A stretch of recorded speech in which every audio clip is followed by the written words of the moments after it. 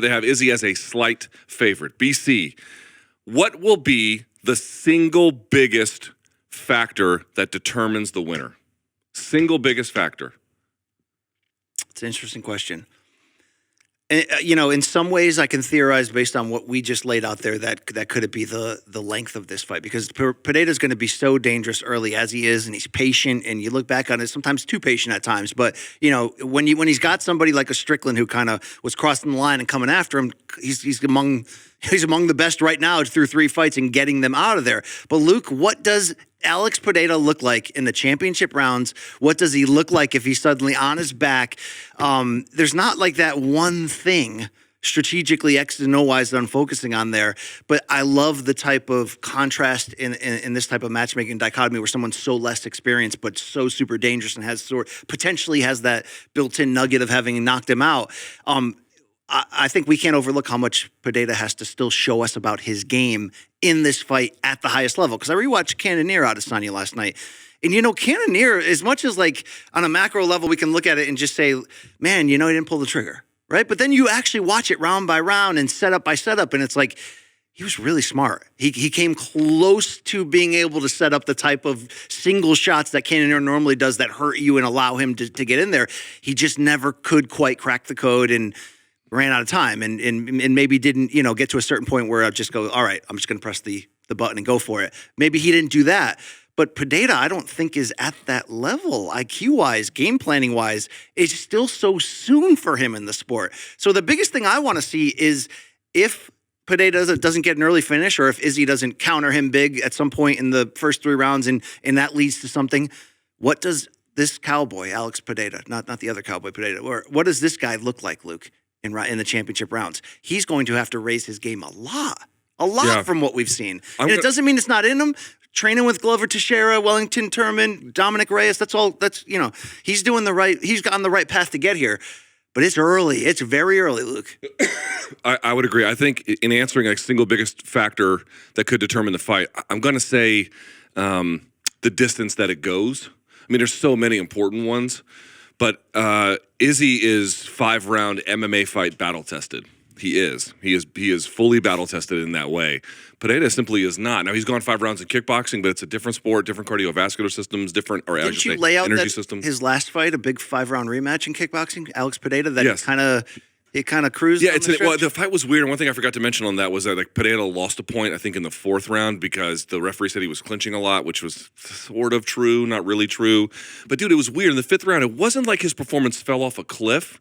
It just looked like he had a balloon that was fully inflated, and it just some of the air just got let out. It just wasn't as. He didn't seem as like focused on winning, or I don't. Maybe he knew it because they said on the broadcast. Todd Grisham had said on the broadcast, "Well, this is his last fight in kickboxing," so it was well known he was going to go do other things that could have played a role. He just didn't seem himself. And I know what folks are going to say. It's like, well, it's the 5th round of a fight. He's tired, right? I'm not talking about the natural decline that comes with fatigue. I'm talking about a secondary element that can also explain further performance decline.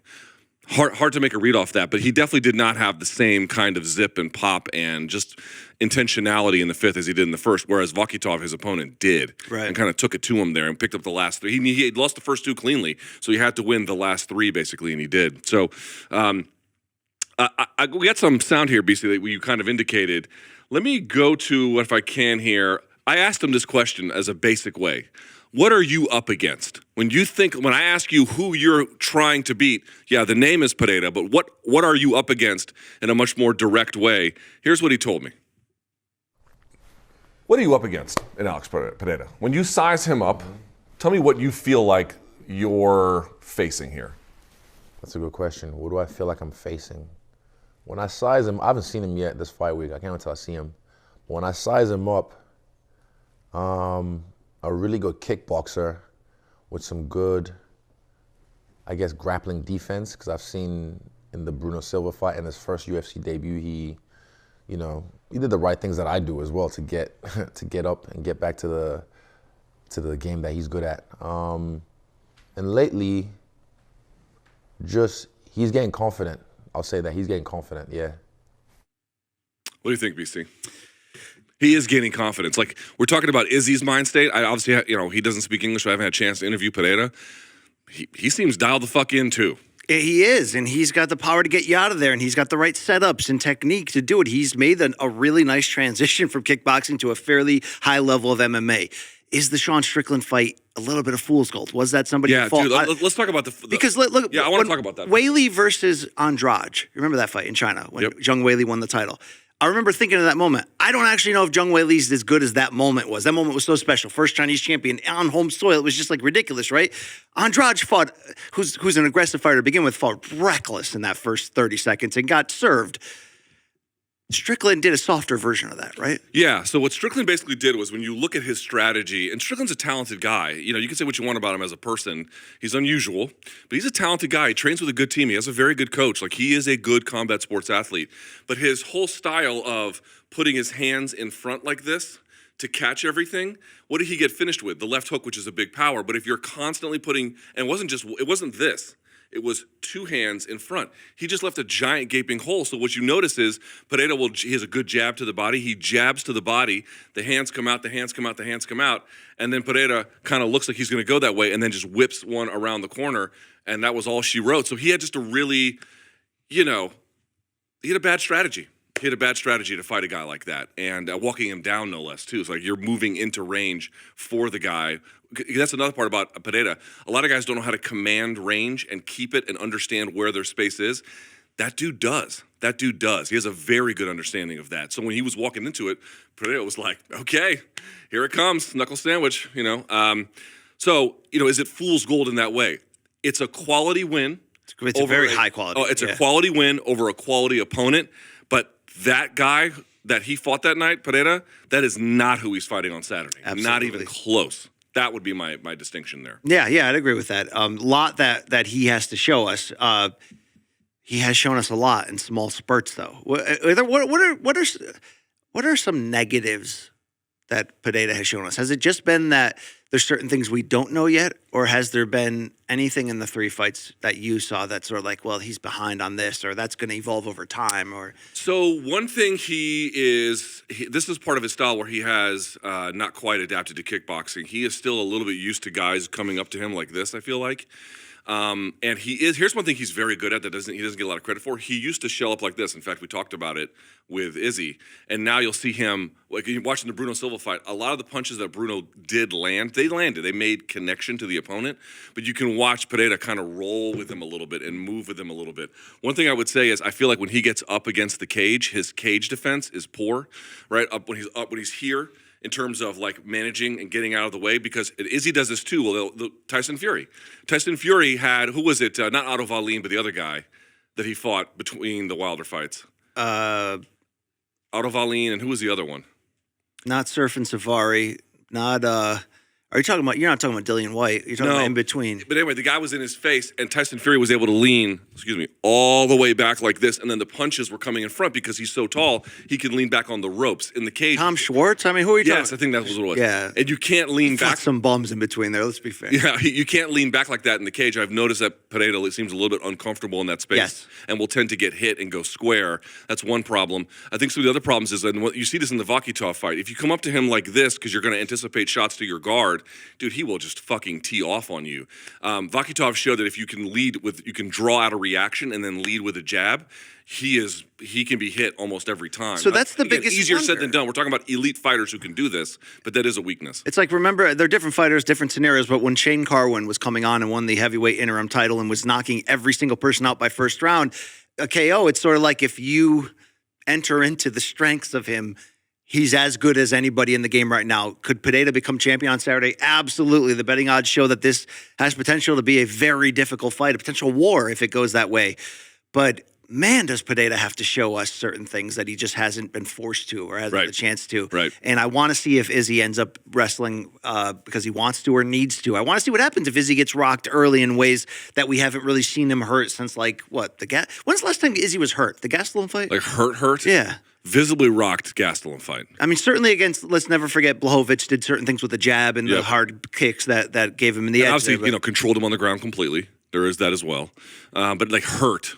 No. That's another thing too. Like, we never talk about this. Dude, Izzy's strength of schedule in terms of just how frequently he fights and never gets injured, it's fucking insane. That's why you want to rip him for going like over adjusting and just kind of dominating fights without taking, punishment, which becomes, Mayweather-like in all the good and bad ways, depending on the type of fan you are looking at that. But he has figured out how to be as efficient as possible and welcome as little danger as possible. It's like the Izzy, that lion that showed up against Gastelum, like that guy's still in there. And they may need that on Saturday. At the end of the day, I don't know if he'll end up really needing it. We'll get it, we'll get there on our breakdown when we do. But that guy's there, but he's so much smarter. I mean, we can't forget that Izzy rose to stardom in the UFC in ridiculously quick time too. To your point, when you talk to him, he was busier than Pereira and was fighting 4 or 5 times, right off the start in like the first year plus. But dude, he's like, again, rewatch the Cannonier fight. Rewatch it under a different set of eyes. All you see is the masterful things that Adesanya did, because Cannonier came in that fight ready to find that opening. Yes. And it just, for Izzy to constantly close that door, can Izzy force Pereira out of the rhythm that makes him comfortable as a striker? I mean, he is so dangerous. You like the way he sets up his hand, his punching, early on in his MMA career. But what if Izzy closes all those doors? Will we get a reckless Alex Pereira? Will we get a frustrated one? What is that going to look like? There's a lot I need to see here. Just like on the flip side, what if Izzy gets clipped and dropped in round 1? It's been a long time since he's had to be that lion. Yeah. But we know it's there. Let's go to some of these other clips we have here. So we're not going to get to all of them, but one of the ones I like that I'd like to hear about was, of course, the impact from, or I should say how he feels anyway, about the first 2 kickboxing fights that he had. How does he reflect upon them, having to go over them all the time? Here's what he said. Skills-wise, not emotional-wise. Skills-wise, a little bit. I don't bang too much on it because we've both evolved. And also that was kickboxing. The gloves were different. My frame was different. I watched the much thinner. Yeah, I watched the first fight. I was hitting him with some shots, and I'm like, he's eating them. He was eating them. Second fight, he didn't eat them so well. He almost got put away. It's different this time. It's been 5 years, bro. I've evolved, and so has he. But this is a different game. This is mixed martial arts. The gloves are different. Trust me. People might say I don't have any power still because people are people and people are stupid. But when I crack him, this time, it's different. And he's gonna try and crack me as well. But will I let him? That's the question. Will I let him crack me? Yeah. Do you see your reaction? Dude, I'm telling you, like, this happened. Look, a great pre-fight interview. I got one more right here. A great pre-fight interview or a great pre-fight, documentary, Showtime, All Access, HBO 24/7. Like, the best thing they can do is, after watching one side of someone's story, you can go, oh shit, they're absolutely going to win this fight as dominantly as they say you are. When he says that, it does start to make you lessen on the romanticism of Pereira, this slugging nightmare who just knocked, Izzy out a few years ago, and you start to look at the actual differences between them right now as elite 5-round championship caliber mixed martial artists. That it's interesting. Is there a scenario here? I mean, I love this fight. I'm actually doing a bit here where I'm trying to talk you into this potentially being one-sided and boring, when in the reality is I can't wait to see this fight. I think the line's going to come out of Izzy. It's going to be a war. But let's say it's not. Is there Stipe Ngannou 1 potential in here? When you hear Izzy break down exactly why he's so confident, the differences between them, not in 2017, the differences between them right now, is there a potential that this is a masterclass from Izzy? Small. I don't think that the difference between them striking is significant. I think they're both fucking very good. And I think Izzy is like, to me, it's like Izzy doesn't ever say that this isn't a dangerous opponent. He never says that. He never says this guy isn't good or whatever. Now, what the fuck are you doing? Staying hydrated. You're drinking brown shit water. What are you doing? Can we show this water? You can show it down my esophagus. Dude, that's the grossest thing I've ever seen. All right, anyway. Egg Shen, going to teach the secrets of the Guaylo over there. No, I think listen, any MMA fight can end up like Aldo Connor, any MMA fight. I would be surprised. It could end spectacularly, but just not in. one-sided. Like unless some guy's injured. If some guy's injured, I could see it being like a blowout in either direction. Short of that, no. Let's get to one more of these, BC. And this is the one I think is kind of interesting. Let's get to the one about the gas tank. So I asked him about the gas tank. It was funny. He hadn't seen this fight that I'm going to bring up. We'll talk about it in just a second.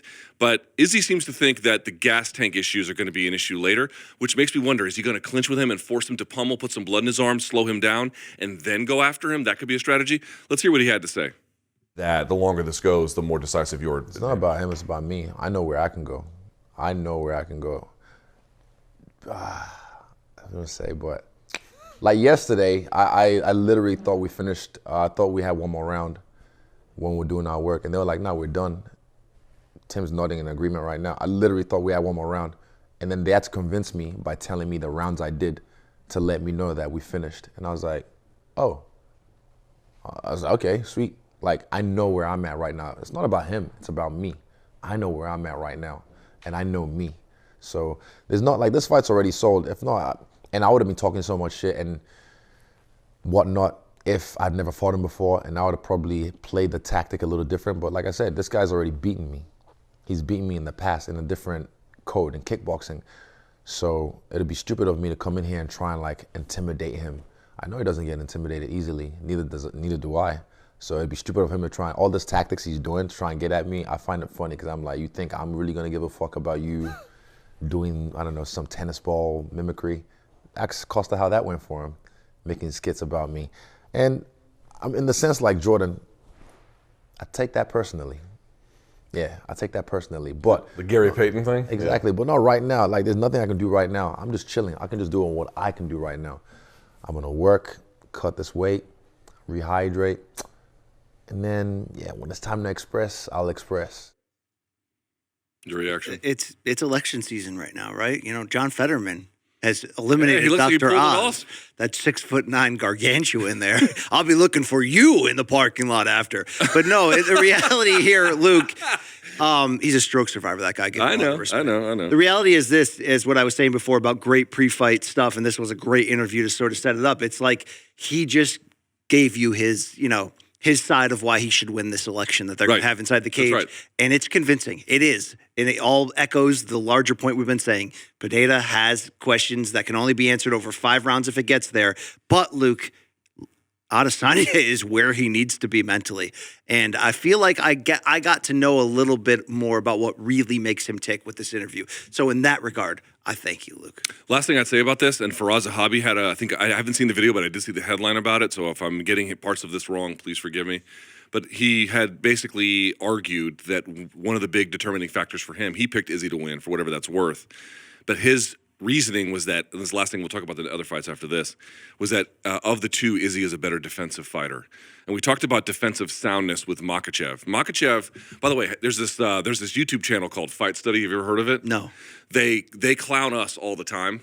Not just us. They clown, like, what they do is they take everyone's pre-fight predictions, and if they're wrong, they fucking put together a montage, and then they kill us. The funny part was we both picked Makhachev to win, but we said nice things about Oliveira, so they made 2 videos. One about, like, here's what everyone said about Makhachev, they got it wrong, but then they did include the parts where we got it right. Yeah. But, the reality about this fight is there's a very strong case in either direction. There really, really hell is. yeah. This is a very competitive fight. This is a very interesting fight, but the commonality is defensive soundness in a fight. When you have someone who's very defensively sound, dude, that's a hard guy to hurt. I cannot Also, this. there's levels to defensive soundness, Right. which is why when Mayweather fights always look so different than you expected it to look coming in with the trash talking and all that, Izzy has almost a Mayweather-like ability to frame a fight. This version of Izzy, to frame a fight into the exact most efficient ways to play up his strengths and diminish yours. And it's a control factor. Here's the kicker for Pereira. Tell me if I'm wrong. Izzy is more defensively sound. I don't think that much is so much in question. But Pereira is a little bit more of a lethal threat. He's got big one-punch ability Yes. Oh, of that course. I don't think Izzy has. Well, that's why the odds are.